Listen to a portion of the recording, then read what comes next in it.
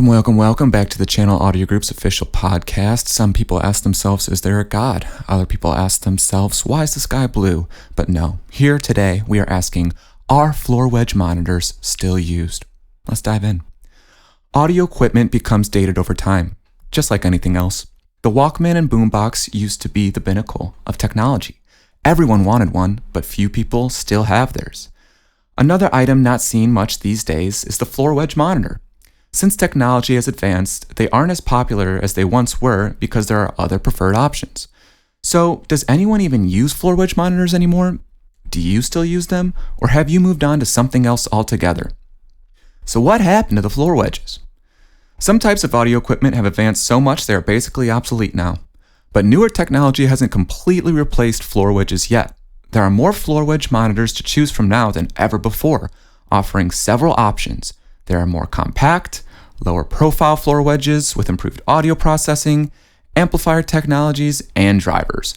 With these improvements, why don't we see them as often as we used to? Well, one big factor is stage design.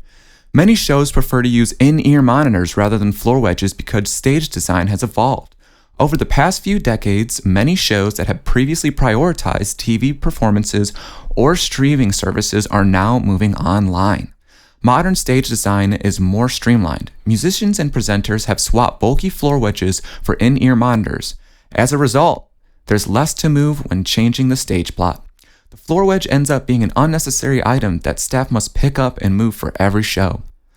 Another factor is sound quality. Not every venue allows for perfect acoustics. Combining floor wedges with a dubious acoustic environment can result in competing energies that can make a mixed environment challenging. If you can't hear yourself unless you crank the floor wedge right up, you're well on the way to damaging your ears. Using in-ear monitors instead of floor wedges allows you to limit the stage volume, which results in a superior mix even when dealing with less than ideal acoustics. Now let's go on to those pesky ear monitors, eh? Floor wedge monitors have competition. Over the past 3 decades, in-ear technology has developed, and although it hasn't been popular with all, it has some distinct advantages. Loud floor wedges that must compete with all other sounds in a room can damage musicians' ears. This makes it more difficult for the mix engineer to do their job.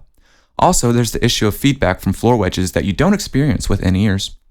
In-ear monitoring systems allow performers to listen in stereo, which sounds more natural and means they can listen at a lower volume.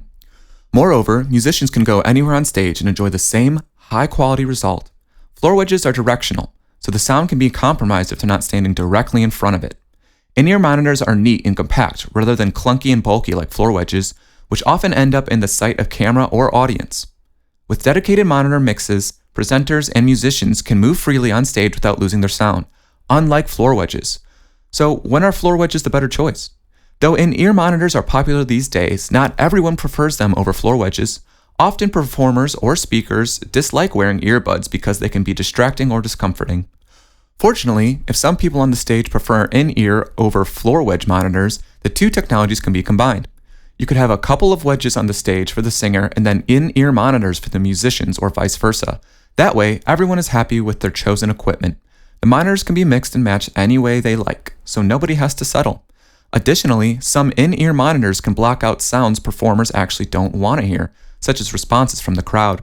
In conclusion, though you don't see as many floor wedges around lately, some still prefer them. Deciding between an in-ear or floor wedge monitor depends deeply and largely on the specific situation of the show, as well as other factors like stage volume, acoustic environment, and technician experience. So choose whichever suits your needs the best, bearing in mind the floor wedge monitor technologies has come a long way in recent years. Thanks for stopping by. I'll see you next time.